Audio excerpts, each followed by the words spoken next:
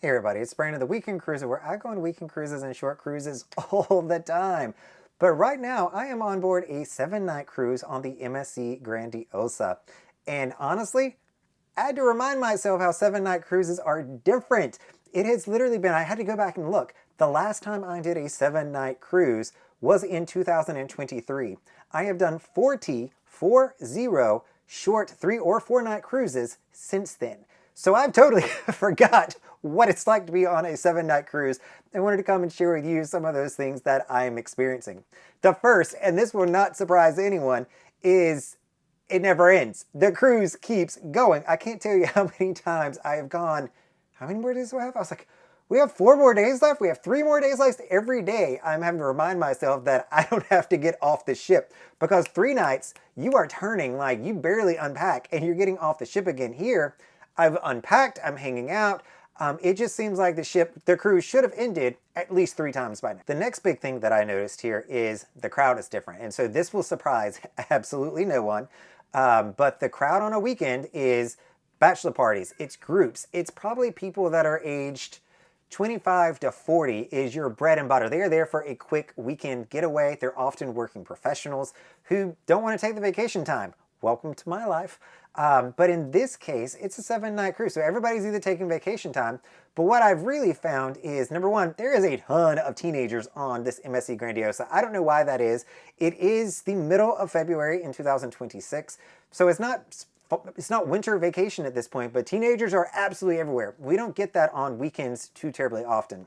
But I'm also finding that it's barbelled with a more senior demographic, 65 plus. There are a ton of people here. There's lots of mobility devices. Those are things that you also don't see as much on the short cruises. So if you are somebody that, is a little bit slower, takes longer to unpack and to acclimate, you want to come on a 7-night cruise. You don't want to do the party hardy weekends like I'm often doing. And because it's a bit older of a crowd, this leads me to my next point. It also feels like it is a little bit slower. The energy here is just less, which is always to be expected. I have to remind myself that, Brandon, you are not on a weekend cruise for 7 nights. It is a very different experience when you come on a 7-night cruise. It's a lot more laid back. People are a lot more easygoing.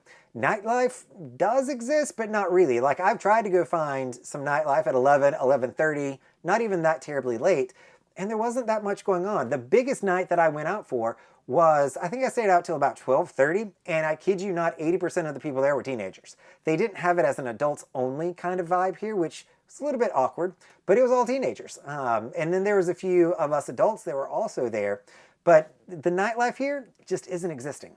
The next thing that I really noticed, and this didn't even dawn on me, so I packed like I normally pack for a cruise. I packed, I wear decent clothing, but I am not used to having an elegant night.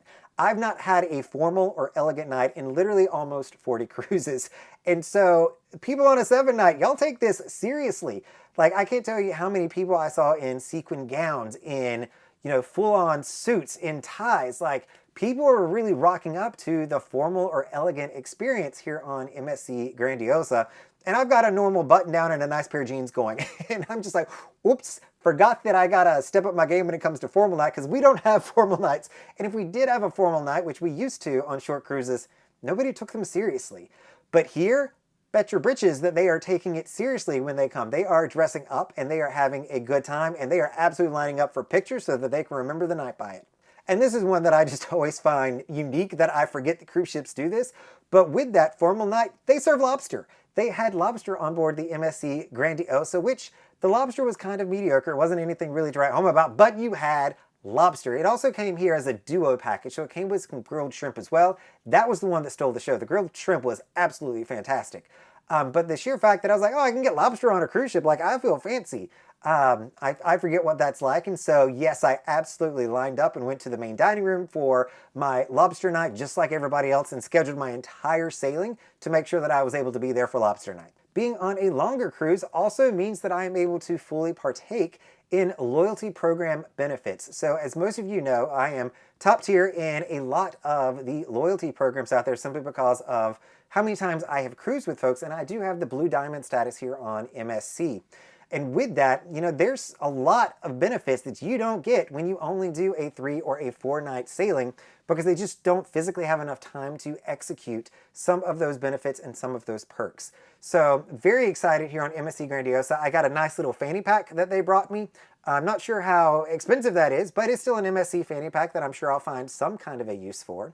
I got to do the behind the scenes tour, which was at 8:45 in the morning, which I did not appreciate on a sea day, quite frankly, but I never get to do it, so I forced myself to go, even though I absolutely wanted to sleep in that morning, and had a really good time seeing behind the stage, seeing the galley, seeing the laundry services.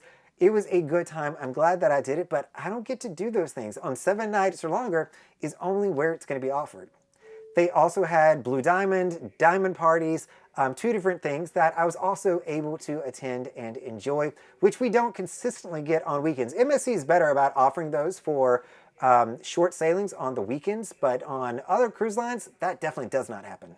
The last thing that I'll mention here is, it is a 7-night cruise, and as you all know, cruise lines love to charge us per person per night. So whatever you are getting that is a package, think internet, photos, dining, it is all going to cost you more money because it is multiplied by 7, not just 3.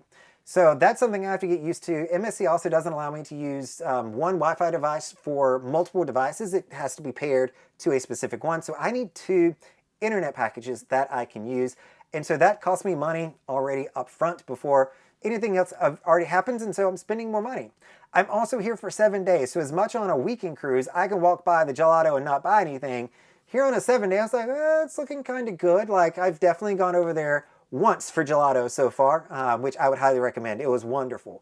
But those are things that I don't do on short cruises, but now that I'm on a longer one, I'm like, let's splurge a little bit. Let's spend some money. It's okay, Brandon.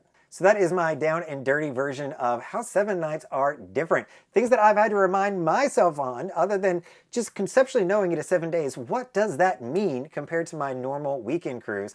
And since it has been so long since my last 7-night cruise, literally almost 40 cruises, it's taken some adjustment to enjoy this cruise, to relax, and kind of get into the right energy level that I needed to be here. I did not need to bring my A game to this ship. I am good just bringing my B game and dragging it out for a little bit longer. All right, everybody, this is Brandon, the Weekend Cruiser. Hoping to see you on a weekend cruise soon.